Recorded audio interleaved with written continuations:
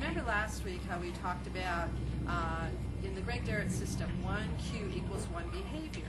So we worked on our front crosses, and we showed you how the arm change cues a front cross, also how an arm change cues a serpentine and a threadle.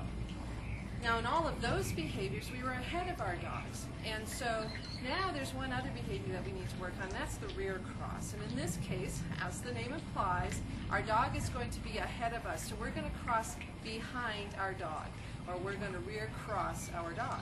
So what kind of cue can we use that distinctly looks different from the front cross cues that we've been doing?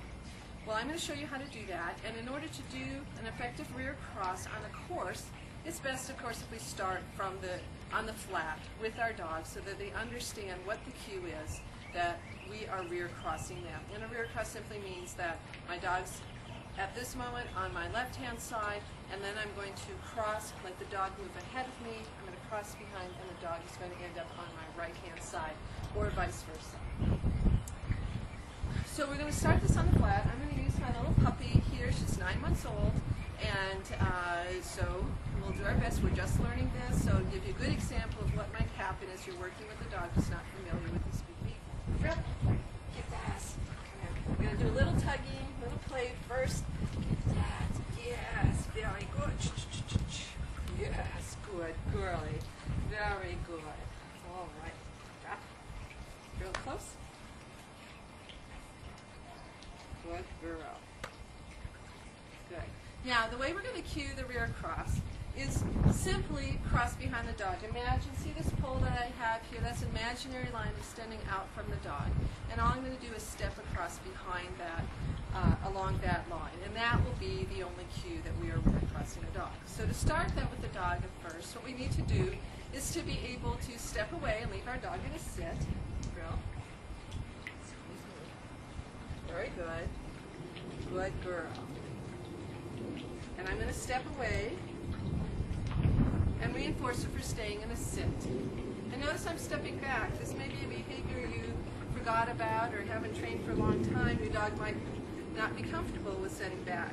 Notice, too, that I'm going to be very careful to reinforce her and not encourage any foot movement. So I don't want her feet to shift. She's sniffing right now, looking for, but I don't want her feet to lift up. I don't want her to turn towards me.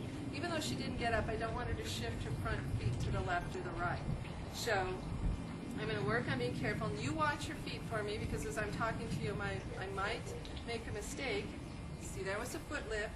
And if her foot lifted, I would pull the treat back. Very good. I'm only going to deliver the treat if her feet stay planted firmly on the ground. Now, what I'm going to do is stay very close to my dog, and I'm simply going to turn my shoulders and step across, whoops, excuse, the line. Very good. Now notice there, she anticipated me, so I didn't want to reward that.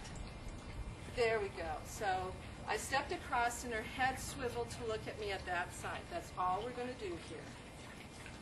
Good. Very good. Excuse me. Good girl. Whoops, she beat me to it, so I don't want to reinforce that. She's anticipating. So we want her to wait. It's a long demonstration for a puppy. Real girl? That was good, darling. Yes, you did good. All right. Go. Sit. Good girl. There we go. Step across.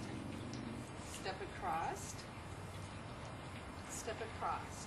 Later we can proof this.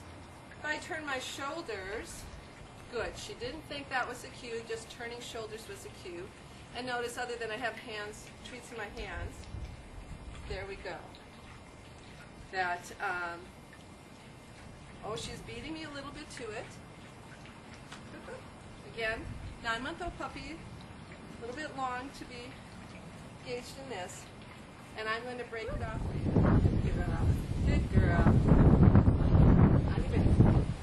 Good girl.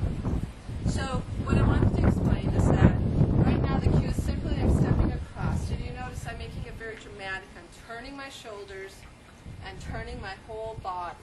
And the reason I want to do that is she's learning. I want to make it very apparent what we're doing. I'm staying very close to her, and I'm making it very dramatic, and I'm delivering the cue when her head turns upon my crossing this line.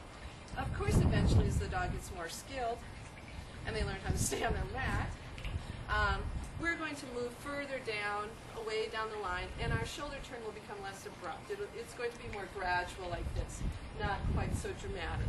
But keep in mind, we're learning, and we want to help the dog understand the behavior and get it as quickly as possible and be able to get a behavior we want to reinforce.